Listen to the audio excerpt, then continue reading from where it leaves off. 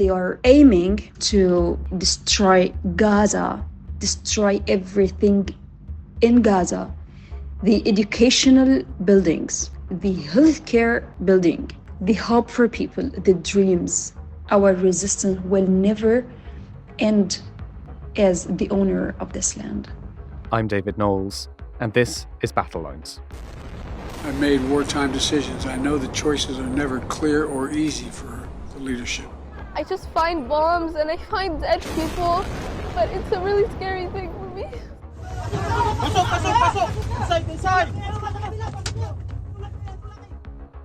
Today, we speak to our Middle East correspondent Natalia Vasilyeva in Jerusalem on Israel's impending assault on Rafah and Biden's threats to halt weapon supplies to Israel. Then, we hear from Jumana Shahin, a Gaza resident who's fled to Egypt to protect herself and her young daughter. Then, we speak to our economics reporter Melissa Lawford on the dire state of Iran's economy. And finally, I talk to senior foreign correspondent Roland Oliphant, who recently saw the film Civil War, directed by Andrew Garland. Roland, as a war reporter, had some thoughts on the film, and he shares them with us. This is May the 10th, 2024. Nataliya, for weeks we've been speaking about an impending Israeli assault on the city of Rafah. What's the latest? Hi, David, and hi, everyone. Well, the assault on Rafah began on Monday, as Israeli officials would say it. There's a disagreement whether it's on or not, because we have seen very limited action on the ground. We saw Israeli troops taking over the Rafah crossing on Monday in what looked like a limited, largely symbolic assault, sort of to plant the flag, and they literally planted the flag outside the border crossing. But we haven't seen any urban warfare. We haven't seen Israeli troops entering the actual city of Rafah. And it looks like we're in a holding pattern right now, especially after Joe Biden's remarks on Wednesday night that the United States will withhold weapons supplies if Israel decides to go into Rafah properly. Let's take a step back quickly. Why attack Rafah? What's Israel's strategy here, and what happens to the civilians? Well, this is something that the Israeli government has been talking about for months, for as long as we would remember. I mean, this is month 7 of the war. And I would say that the full-blown hostilities were basically over by mid-January. That was when the Israeli forces have taken control of the north and center of Gaza. Sometime in February, if memory serves me right, Israel gained full control of Khan Yunis in the south, and Israel remained the last, I wouldn't even say pocket of resistance, but the last piece of lands in the enclave that Israeli troops haven't stepped on. And it looks like it's been a symbolic thing for Benjamin Netanyahu and his government, who have been saying that we cannot go back to, business as usual before October the 7th. And we have to sort of gain control of all of Gaza and make sure that we eradicate all points of resistance. Israeli officials say that there are 4 Hamas battalions operating in Rafah. And we see evidence that definitely Hamas fighters are still around, that this resistance hasn't been fully eradicated. Now and again, there are rocket attacks on Israel, obviously very few and very little, nothing compared to what we saw in October and even in January. So there's definitely very little of Hamas left.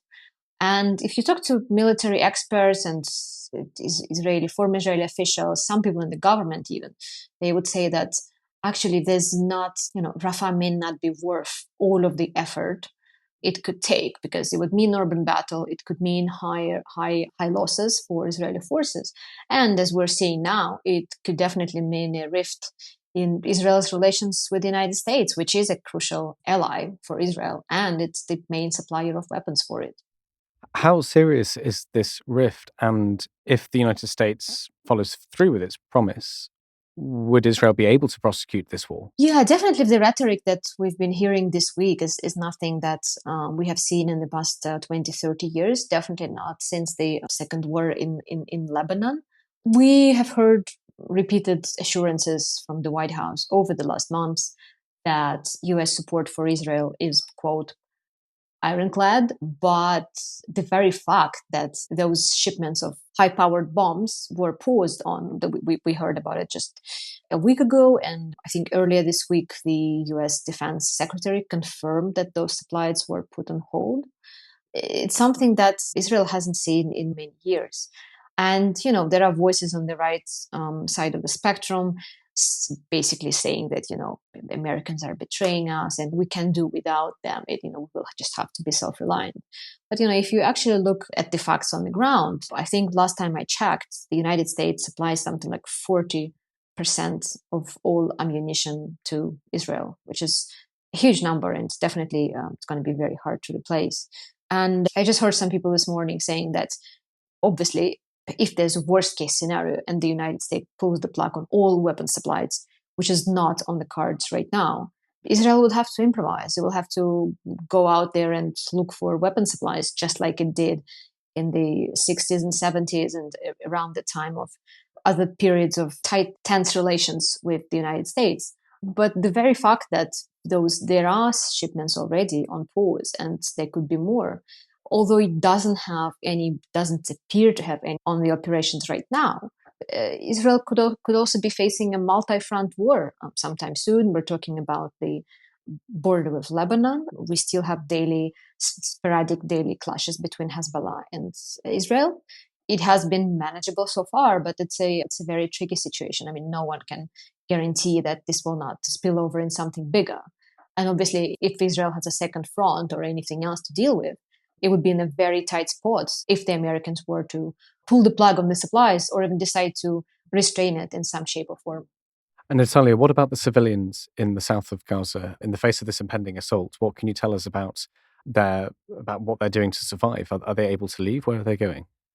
Yeah, so we got evacuation orders for the east of Rafah on Monday. Those evacuation orders were supposed to have affected 100,000 people, according to the IDF. Just on Thursday morning, we heard from UNRWA, the UN's agency for Palestinian refugees, saying that they believe 80,000 people have already fled Rafah. They are going north. They are going to one area specifically designated by the IDF. The problem there is that even if Israelis promise not to target those areas, and at least there's this physical safety from bombing, all of those areas to the north and to the west, closer to the seacoast, they are absolutely decimated. They had been decimated by fighting in previous months, which means there's very little infrastructure in place. We're talking about water supplies, electricity, whatever you say. Rafah has been this tiny little safe haven where you still had sort of glimpses of normalcy, where you had electricity and you have water supplies. Also, it's been a crucial hub for aid organizations that had to move their operations from the north, from Gaza City to Rafah. So it became a major hub for organizations to coordinate aid supplies and whatnot. So it is still very unclear what is going to happen if Israel decides to go for a full-on invasion of Rafah. And Nataliya, where is the idea of a ceasefire in all of this? Are we any closer? What's keeping the sides apart? Yeah, well, this is something that's been dragging on for a very long time. On Monday, we heard an unexpected statement from Hamas saying that they actually agreed to a ceasefire proposal. It took a while for everyone to figure out what exactly they agreed to, because there was a draft on the table promoted by the mediators. And Americans and Western leaders have actually been saying for weeks that Israel had pre-approved that draft and that Hamas was the only obstacle on the way to a ceasefire and an agreement to release the hostages. So it took a while for everyone to figure out what they actually signed on to on Monday. From what we understand now, they signed on the proposal that had been on the table, but the proposal that had been somewhat modified, and there were some points added to it or modified that Israel has found unacceptable and publicly said that it violated its red lines. Among the main points of contention is the issue of end to war in Gaza. Hamas has been seeking Israel to give its guarantees that the war is going to be over essentially after the first stage of ceasefire. The previous proposal on the table contained some vague language talking about sustained calm, which could have been a compromise solution. The new proposal makes it very clear that we're talking about an end of hostilities, which looks like it's a non-starter for Israel. And another thing is the question of Israeli hostages. Israel previously insisted that it wanted some 40 vulnerable hostages to be released in the first stage, meaning women, children, the remaining women, children, elderly, and wounded. Hamas has been telling them that it simply doesn't have that many living hostages that fall into this category. Israel sort of moderated its demand to 33. And in the latest draft that Hamas signed, they made it clear that those 33 could include not only living hostages, but actually dead bodies of those who died during captivity, which again, it sounds like another non-starter for Israel. Israel has formally not pulled out of the talks, but there's very little optimism left for it at this point. And just finally, Nataliya, what's the mood as you sense it in Israeli society right now in May 2024? I would say that there's a mood of resignation and apathy, despite the fact that we have seen quite vocal protests here and there, protests against the government or against the government's perceived unwillingness to seek compromises and bring about the release of hostages. Those protests are still happening. Just on Monday night, when we heard that Hamas has agreed to some form of proposals, I was sitting at home, which is just couple of streets away from Benjamin Netanyahu's residence, and literally 20 minutes after the news was announced about the deal, I started hearing some sort of shouts in the street and drums. And these were protesters who went back to Netanyahu's residence and started rallying. There's a lot of anger to that. But again, we're not seeing any nationwide protests sort of paralyzing the country. Although opinion polls do show that Israelis would actually rather give up on the idea of an invasion of Rafah if they knew that they could secure the release of Israeli hostages. But this country has been at war for 7 months. This is the longest war on their soil, so to speak. I'm not sure how to talk about it. Related to Gaza. Obviously, this is internationally recognized occupied territory, but I'm sort of trying to differentiate it from the Lebanon war in the 80s. But this has been an incredibly long war for Israel. And I think everyone is really tired. People in the north want to go home. There's about 80,000 Israelis who have been displaced from their homes in the north. Parts of the south Israel are still not safe. And there's a lot of apathy about what's going on, because things are kind of stuck and they're not moving anywhere. Thank you so much, Natalia Vasilyeva in Jerusalem. Next, we hear from Jumana Shahin, a Gaza resident who's fled to Egypt to ensure the safety of herself and her young daughter. She tells us about the state of Gaza, her home that she's left behind to get out to Egypt. Here's Jumana. Hey, it's Jumana Shahin from Gaza, Palestine, but this time is from Egypt. Unfortunately, I evacuated Gaza like maybe 2 weeks ago. I evacuated with a really heavy heart for the ambiguous future and what I left behind me. My mother, my sisters, and everyone I belong to is still in Gaza. So if you're asking me about my feelings about what's happening in Rafah, actually I can tell you that I'm still attached to Gaza more than in the previous, more than like I was there.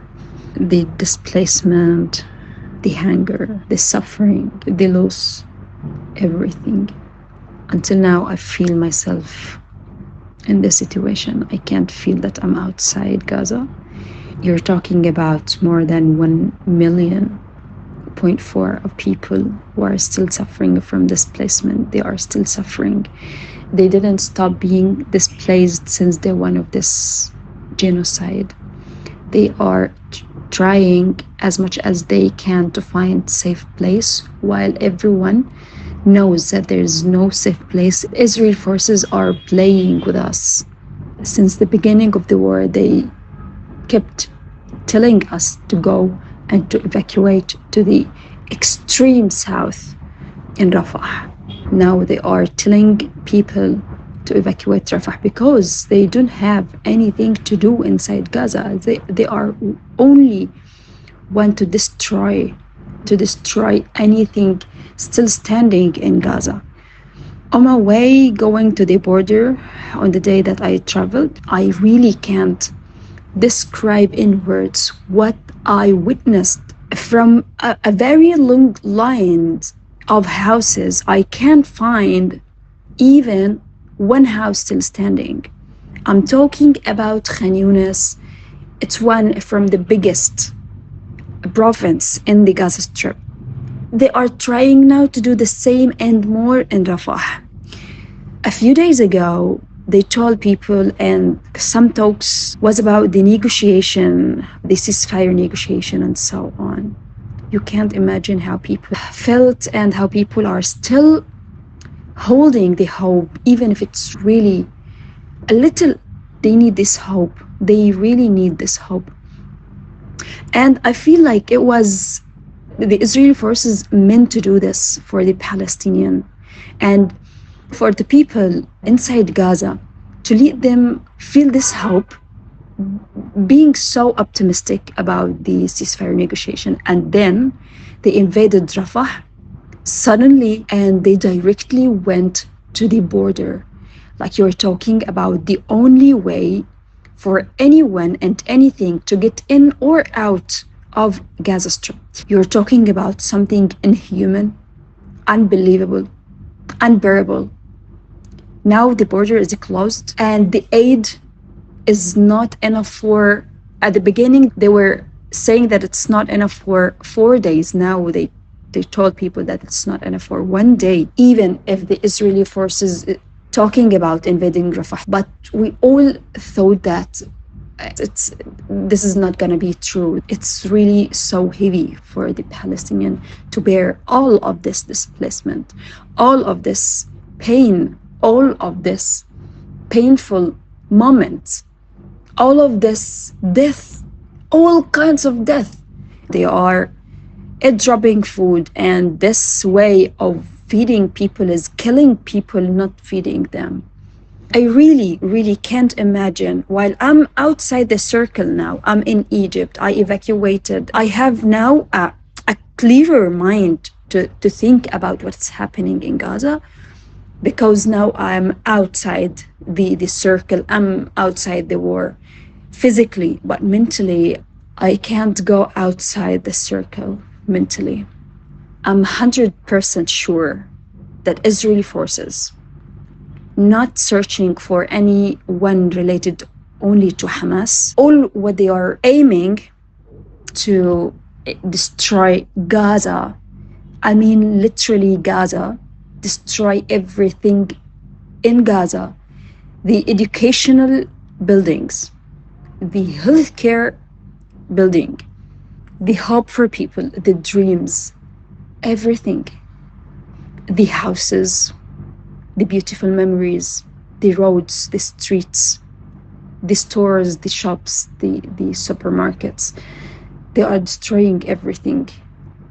After, if this war, even if this war will end, they don't want for the Palestinian to stay in Gaza. They don't want the people who are now in Gaza to find even a way to stay alive there. This land is ours, and this land is gonna be for us forever. And what the Israeli army aiming for will never happen, even if they destroy all of the Gaza. And they are about to. They destroyed more than 80 to 85 of the Gaza Strip. So I can tell you that our resistance will never stop. Our resistance will never end. And what is happening there can make us stronger, can make us have the clear image as the owner of this land. Thank you so much, Jumana.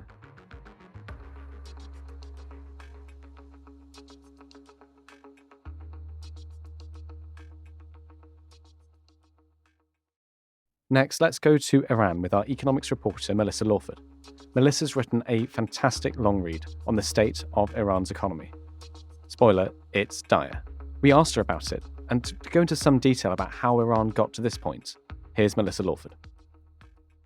Melissa, you write that inflation in Iran makes Britain's cost of living crisis look like a picnic. Can you paint a bit of a picture then of daily life, economic life in the Islamic Republic? Yeah, well, I think it's pretty tough at the moment. If we use our cost of living crisis as a benchmark, inflation here peaked at 11.1%. Price growth in Iran has been in double digits for nearly 6 years now. And in February, it averaged nearly 36%. So in the last 2 years, just to give you a couple of stats, the cost of lamb's gone up by 269%. The price of chicken has gone up by 200%. The price of onions has gone up by 185%. This is a really massive cost of living crisis. How has maybe not the war, but how has the tensions, the aggressions, the missile strikes launched by Iran, how has all of this impacted the economy and impacted daily life? Well, I think the really remarkable thing with the missile strike is how kind of restrained in a lot of ways Iran has seemed. It's felt like there's been a huge amount of aggression in the rhetoric and everything that's been happening in the Middle East. And then we had this missile strike that was incredibly well worn. And then when Israel retaliated, Iran really seemed to play it down. And that just comes back to the economy. Iran is basically, or, the analysts I've been speaking to, is really constrained by its economy. It doesn't have the capacity or the money for the kind of full-scale war. Ultimately, there's a theory that the situation there is kind of a little bit of a safety net, and we've certainly seen markets respond. If you just look at the oil price, right? When Iran was gearing up for that attack, it was at about $90 per barrel, and now it's dropped down to about 84. Since we had 300 missiles go into Israel, it's come down to $84, and that's basically markets saying, you know what, we don't think anything's going to escalate further. Could you tell us a little bit more about the economic situation there? You teased us slightly there, but it'd be good to flesh this out, I think.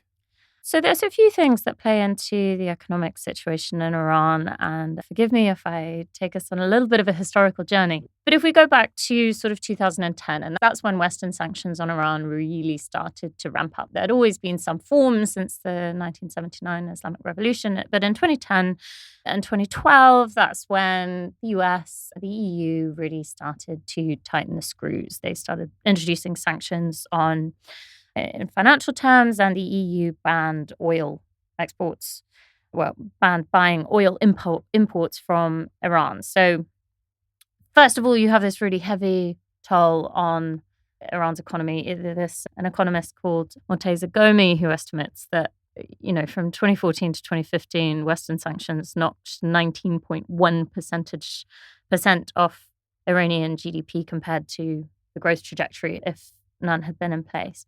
Now, in 2015, we got a reprieve. The EU and the US lifted sanctions in exchange for a nuclear agreement and launched the Joint Comprehensive Plan of Action.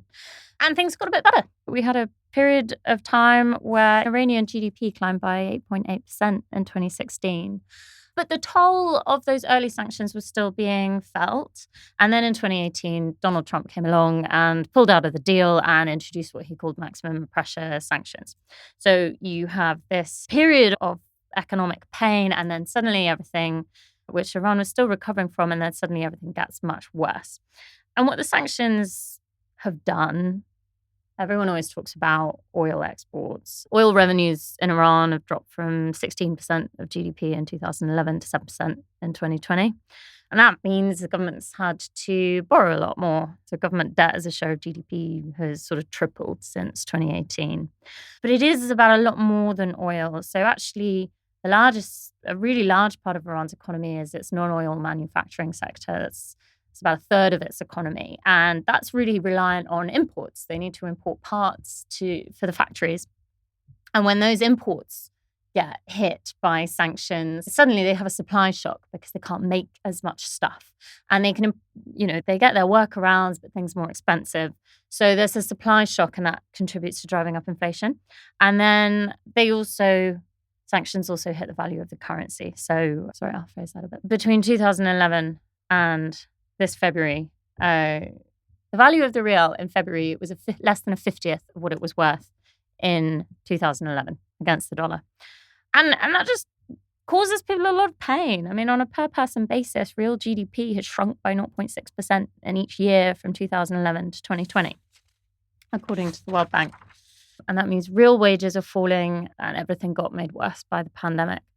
But on top of this, because we had sanctions, but then things started to get a bit better. Biden started not turning a blind eye per se, but there was sort of an understanding that Iran could start exporting oil elsewhere and there wouldn't be a penalty for it. So in recent years, it has really ramped up its exports to China. And this has given it a bit of an economic boost. So Iranian crude production in March was 3.2 million barrels per day. In 2020, it was 1.9 million. So it was kind of overcoming a lot of that. And the manufacturing sector had got a lot of workarounds. But the real thing that compounds the problem of sanctions is political mismanagement.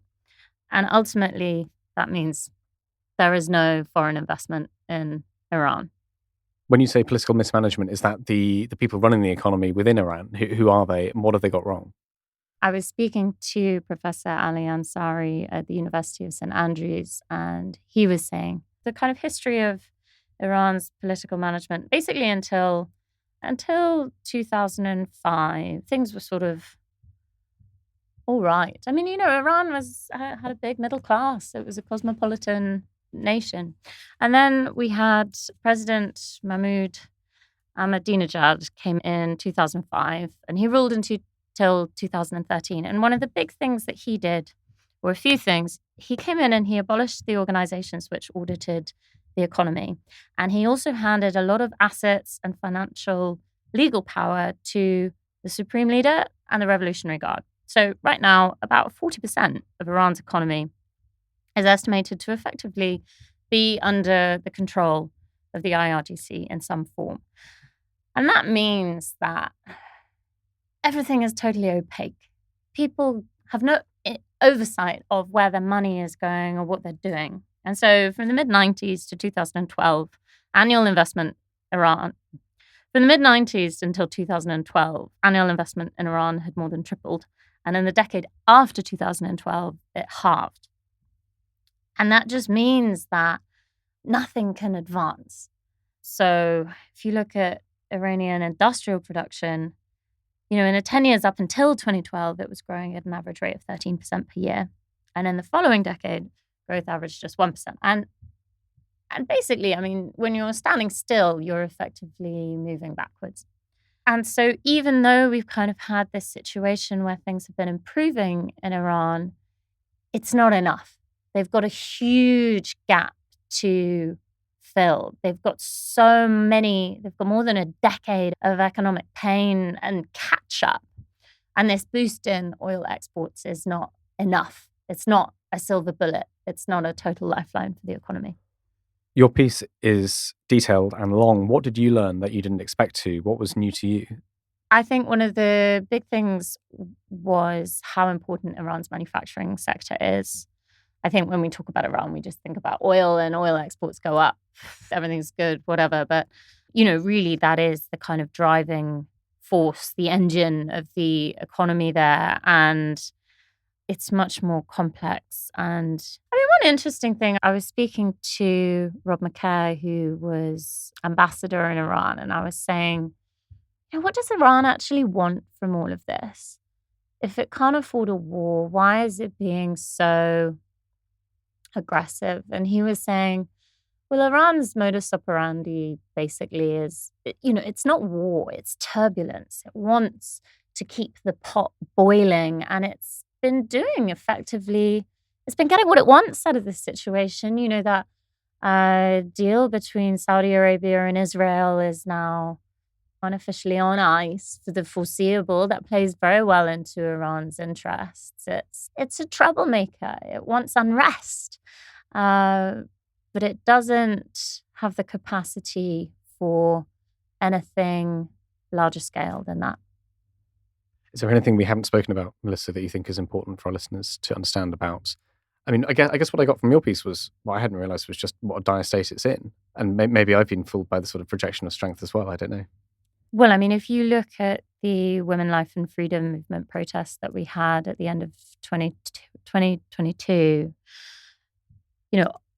obviously they were protests about women's rights, but that too is very closely tied to the economy. I think 2/3 of the 1 million jobs lost during the pandemic were held by women, and female labor force participation really dropped between 2018 and 2020, going down from 18% to 14%. And I think that kind of idea of social unrest is really intertwined with the economics of this. If people don't have economic freedom, they don't have freedom. So, I think those protests were also symptomatic of the economic problems that Iran has. Melissa Lawford, thank you very much. Finally today, something a little bit different for Battle Lines listeners. Early this week, I was speaking to our senior foreign correspondent, Roland Oliphant, who recently went to see the film Civil War, directed by Andrew Garland. Civil War tells the story of a group of journalists in a futuristic American Civil War. Roland went to see it, and, as a war reporter himself with many, many stories, had some thoughts. We spoke about the film, about how true to life it is, whether it's an accurate depiction of war reporting, and whether the characters it portrays are accurate in the world of journalism. Here's our conversation. Roland, what does Civil War show to be the life of a war correspondent, and where do you think it gets it right, and where do you think it gets it wrong? Was an interesting question. It's difficult because I went to see it not really knowing what it was about, and I found myself watching a film about, the job that I do. I was thought-provoked by it because a lot of it is very recognizable. Like, lots of little vignettes in there are very recognizable. There's the whole thing about the kind of archetypal characters. There's the hard-bitten veteran war photographer. There's the young, enthusiastic freelancer who she takes under her wing. There's the grizzled, even older dude who's been doing it for years. I think the archetypal characters are true to life. A lot of it's true. I think one thing that got on my nose is the portrayal of the writers. They're meant to be with Reuters. And so there's a photographer and a writer, which is how we often work. Especially in Ukraine, since the beginning of the war, it's generally writer, photographer. They're clearly friends, they clearly get on, they've clearly got a rapport, and that is how it works. But he always seemed to be drinking, which is not completely out of character. But it also, it seemed like he was just kind of along for the ride in a way. It was quite strange. The way the situations they get into are very recognizable. Like what? Like all of it. Okay, so it starts off and they're in a hotel bar, which is obviously a journalist's hotel. And they're talking about what their plan is for their next assignment, and they're trying to keep it close to their chest, and all the other hacks are getting drunk. That's true to life. Everyone's been in those kinds of hotels. There's a press hotel, everyone gathers there, you exchange stories. Often you want to be there because your fellow journalists are kind of your best intelligence network. People share information, they share security information. It's just quite often that's where you want to be. So that's realistic. The way that they've got this bold plan for a story they want to do, they don't want to tell anyone about it, then their mate wheels it out of them, and then the other guy goes off and gets drunk, and then in the morning the photographer wakes up and suddenly there's this young freelancer in a car that she didn't know about. Because, those kinds of dynamics and screw-ups that can happen on the road, absolutely. And the whole way it's filmed it's 4 people in a car driving for a very long way through an environment where you don't really know what's going to be around the next corner. You kind of know what your mission is, and it's all about the dynamics in the car, dynamics between people, how you respond to stories that come up on the road and stuff like that. They run into really nasty situations with kind of gunmen who might be doing things you don't agree with, but you're powerless to intervene. They get shot at a few times, happens on the road. And the scene that really grabs people is the war crime scene with the mass grave, which you may have seen. I'm not giving it away. Everybody who's been doing this job has fallen into situations like that, where you're thinking, what the hell is going to happen now? Have I got on the wrong side of the guy with the gun? And things change. I'm not sure they would have got out of a few of those situations alive, to be absolutely honest. I came out of that film a little bit annoyed, and I wasn't sure why, to be honest. Because as I said, a lot of it's recognizable. I think it's been made by someone who's got a lot of respect for for war reporters, but I also felt like at the end of the day, it's made by someone who's never actually done the job, for a number of reasons. One of it is you get all these recognizable vignettes on this kind of road trip, and often the assignment is a bit like a road trip. They're kind of disconnected. He's going on and on about kind of the stress of war and stuff like that. And there's a kind of PTSD subplot, which is all true. But one of the main stresses of being on assignment is filing, right, and meeting deadlines. And they never file. At no point, except the very beginning, she says, I'm going to go upstairs and finish my upload, right? At no point they talk about the deadline. Am I going to file this? Have you edited this? Like, it's just like the writer never gets out a laptop. So that for me is like the main thing that is always on your mind while you're doing this job. And the other thing was, it was a bit voyeuristic about the violence, I thought. What do you mean? Well, he's got this like, Garland's got this way of playing with like sound. Everyone talks a lot about like the sound design, and they'll be like in a gunfight and I don't know, some pop tune will come on or something. Or there's a point where some guerrillas, they take some prisoners in a firefight and then they execute them.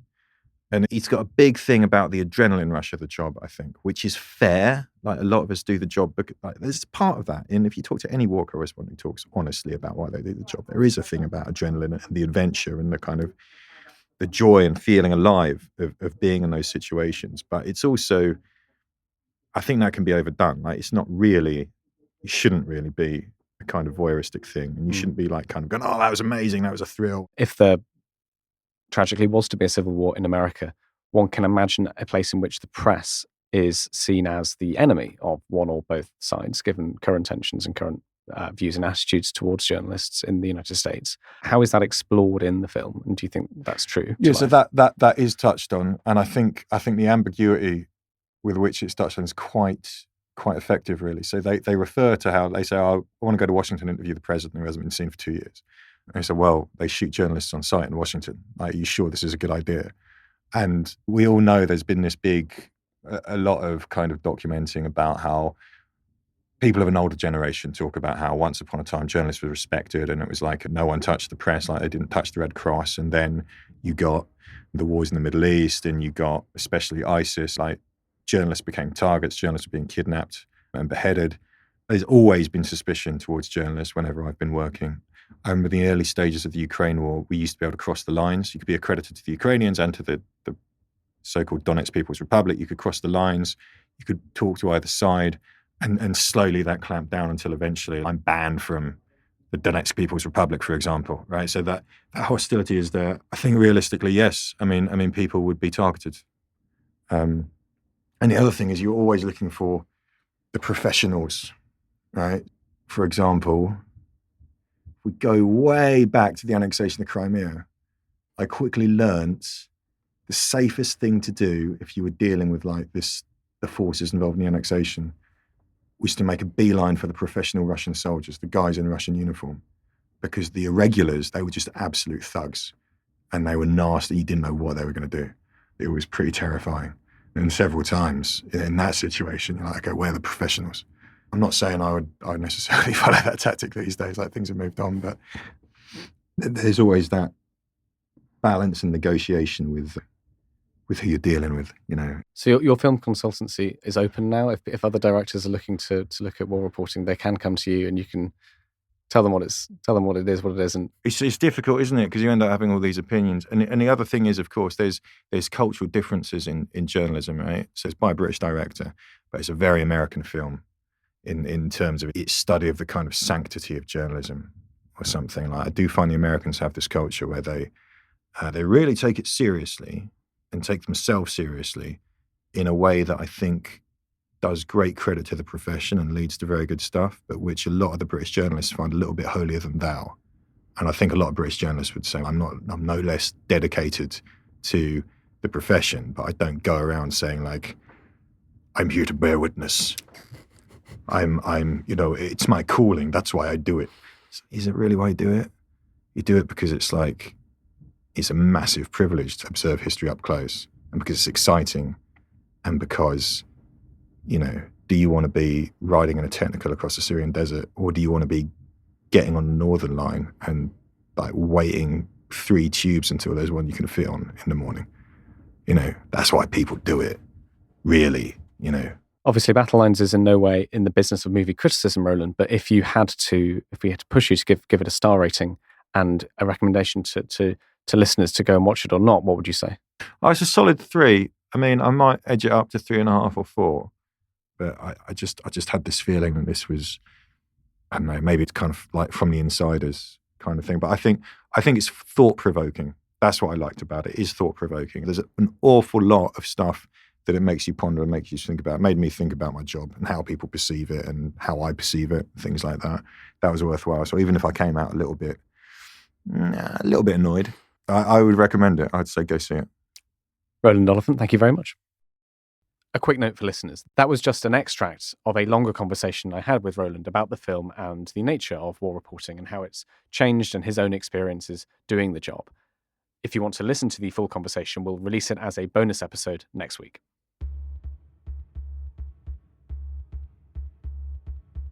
That's all for Battle Lines this time. Please join us again next week for more of the Telegraph's best foreign reporting. Goodbye. Battle Lines is an original podcast from The Telegraph. To stay on top of all of our news, analysis and dispatches from around the world, subscribe to The Telegraph or sign up to Dispatches, which brings stories from our award-winning correspondents straight to your inbox.